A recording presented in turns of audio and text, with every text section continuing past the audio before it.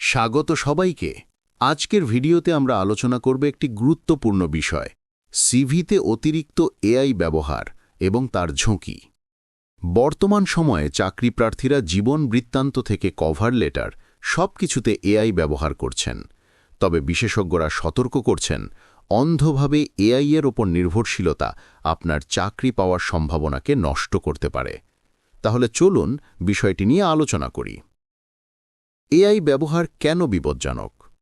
চাকরি প্রার্থী প্রায় ৬৫% আবেদনপত্রের কোনো না কোনো পর্যায়ে এআই ব্যবহার করছেন, কিন্তু এর ফলে অনেক সিভির ভাষা ও কাঠামো একেবারে একই রকম হয়ে যাচ্ছে। বিশেষজ্ঞরা বলছেন, অনেক এআই টুল হ্যালুসিনেশন বা কল্পিত তথ্য তৈরি করতে পারে, ফলে সিভিতে এমন তথ্য যুক্ত হয় যা সত্য নয়। উদাহরণস্বরূপ, একজন নারী একাধিক চাকরিতে আবেদন করার জন্য এআই ব্যবহার করে নিজের সিভি বদলেছেন। পরে দেখা গেল এআই তার কাজের অভিজ্ঞতা বাড়িয়ে দেখিয়েছে এবং ভুল তথ্য যুক্ত করেছে। ফলে ইন্টারভিউতে ডাক পেলেও তিনি আতঙ্কিত হয়ে যেতেন, কারণ সিভির প্রতিটি পয়েন্টের ব্যাখ্যা দিতে পারা দরকার, যা আসলে বাস্তব অভিজ্ঞতা ছাড়া সম্ভব নয়। এআই ব্যবহার এবং কিওয়ার্ডের সমস্যা। এআই আপনার সিভি পরিশোধিত করতে সাহায্য করতে পারে, তবে প্রায়শই এ ধরনের সিভি শুধুমাত্র কিওয়ার্ডে ঠাসা থাকে। ফলস্বরূপ সিভি পড়তে অস্বস্তিকর লাগে, এলোমেলো শব্দের জটলা তৈরি হয়।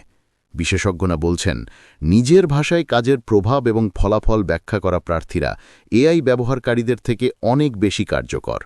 এটি নিশ্চিত করে যে নিয়োগকর্তারা একজন বাস্তব এবং দক্ষ প্রার্থীকে চিনবেন, অ্যালগরিদম নয়। এআইকে কিভাবে ব্যবহার করবেন? তাহলে কি এআই ব্যবহার করা উচিত না? বিশেষজ্ঞরা পরামর্শ দিচ্ছেন, এআইকে পুরো কাজের দায়িত্ব না দিয়ে শুধু সহায়ক হিসেবে ব্যবহার করুন। প্রথমে নিজে লেখুন, সিভি বা কভার লেটার নিজেই তৈরি করুন। এরপর এআই দিয়ে শুধু ভাষা শানিত করুন, বানান বা স্টাইল ঠিক করতে ব্যবহার করুন। মনে রাখুন, এমনকি দক্ষ এআইও কোম্পানির নাম ভুল করতে পারে। এ ধরনের ভুল আপনার চাকরি পাওয়ার সম্ভাবনাকে নষ্ট করতে পারে। শেষ সতর্কবার্তা ও পরামর্শ।